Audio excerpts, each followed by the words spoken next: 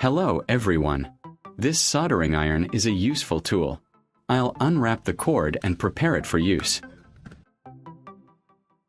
I'll connect the soldering iron to the power strip and plug it in.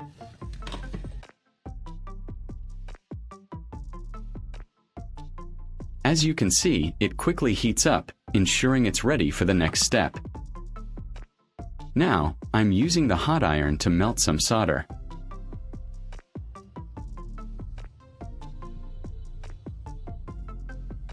The soldering iron tip was hot, but it couldn't melt the solder. A rusty, dirty soldering iron is the reason it can't solder properly.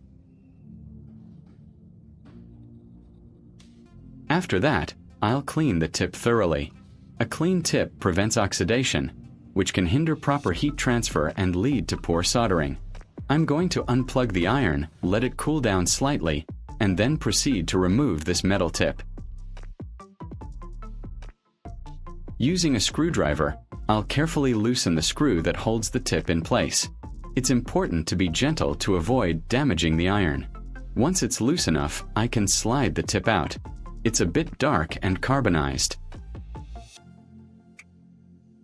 I'll spray some water on it and then wipe it with a tissue. This helps to get rid of some of the surface carbon, revealing the original material underneath, although it still looks quite dark. This step is about preparation for our next trick.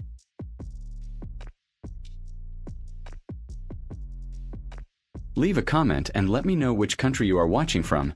It's great that we can connect and chat from all over the world.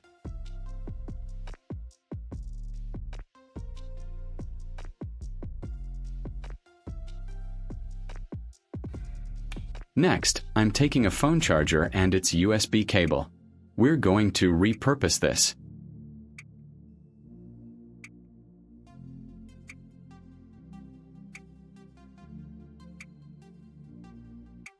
I'll connect the USB cable to the charger.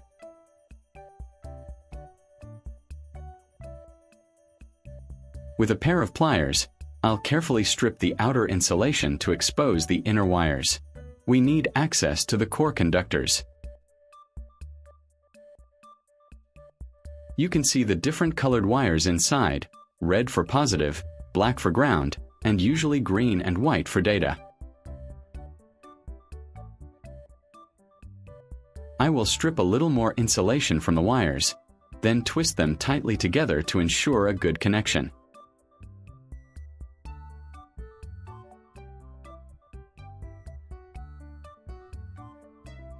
If you find this video interesting, don't forget to like, subscribe, and turn on the notification bell so you don't miss any interesting ideas coming soon.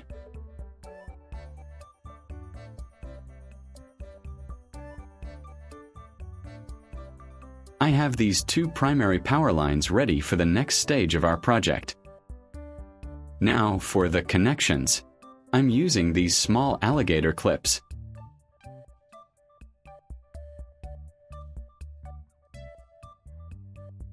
I'll attach the black wire from the USB cable to one of the alligator clips. The clips provide a secure and easily detachable connection, which is really handy for experimental setups like this.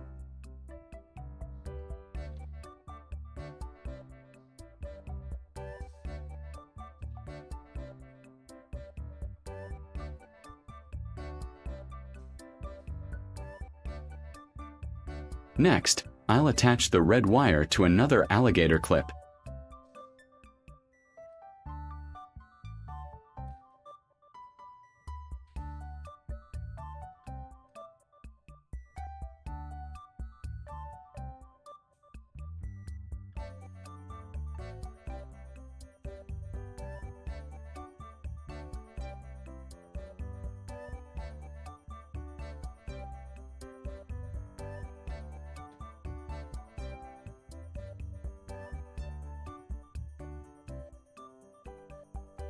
With both wires now connected to their respective clips, our electrical circuit is starting to take shape. I'll attach the red clip to one end of the soldering iron tip. Then, I'll connect a metal screw, which will act as our second electrode, to the black alligator clip. This setup creates a simple electrolytic cell.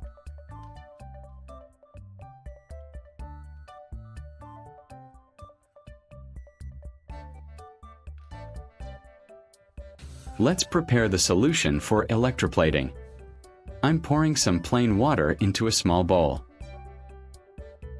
I'll add a generous spoonful of salt to the water. The salt dissolves, creating an electrolyte solution.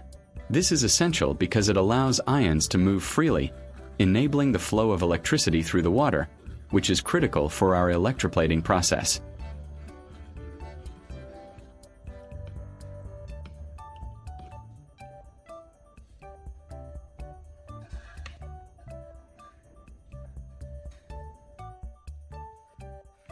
I'll carefully place the soldering iron tip and the metal screw into the saltwater solution. Both electrodes must be submerged without touching each other. With everything set up, I'll plug the charger into the power strip. Watch closely. You can immediately see bubbles forming around both the soldering iron tip and the screw. This is electrolysis in action. Over time, the solution starts to change color, and a new coating appears on our carbon tip. It's truly amazing how quickly the transformation begins. After a little while, I'll unplug the charger and carefully remove the soldering iron tip and the screw from the solution. Look at the tip of this soldering iron. A noticeable layer of metal coating has peeled off, indicating that the electrolysis process was successful. I will wipe the soldering iron tip clean with a paper towel. This removes any residual solution or loose particles. To further protect and clean the surface, I'll apply some WD-40. This helps to displace any remaining moisture and gives it a nice finish.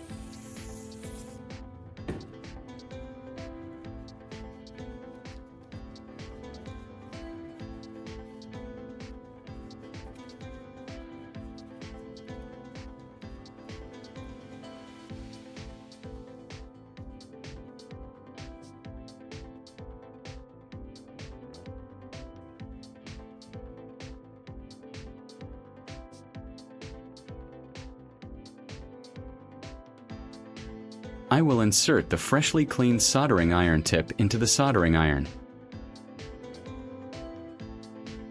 I will tighten the screws to secure it firmly.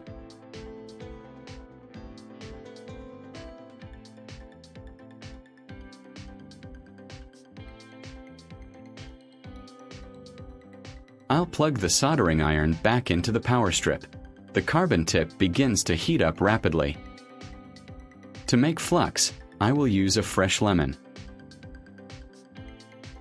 I'll cut a fresh lime and squeeze its juice into a small glass.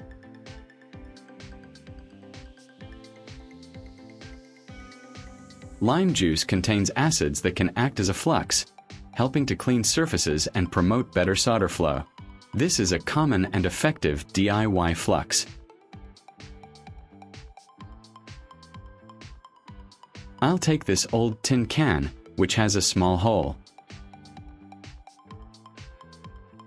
I'll grab some soldering wire. The new carbon tip is already heated and ready for action. I'll apply the hot tip to the tin can along with the solder wire. You can see the solder melting perfectly. This demonstrates just how effective our homemade soldering tip is.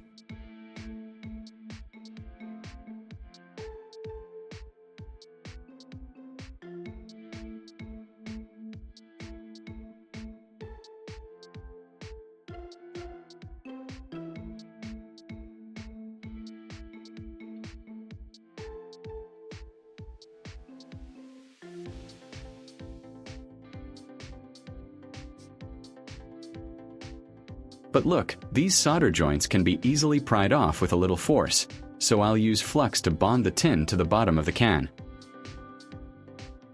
Now to really show its power, I'll apply some more flux to a different spot on the can using a cotton swab.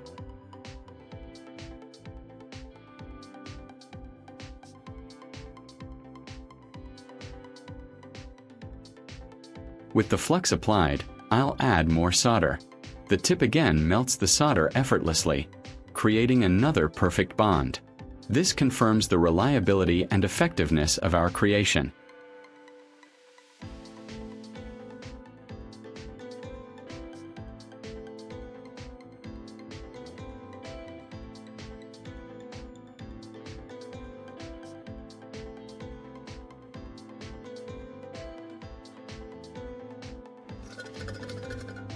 This solder joint is now securely sealed.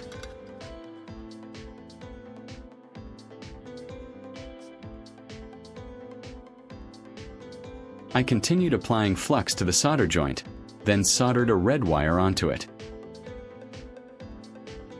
The carbon tip continues to hold its heat and perform flawlessly, even for intricate applications.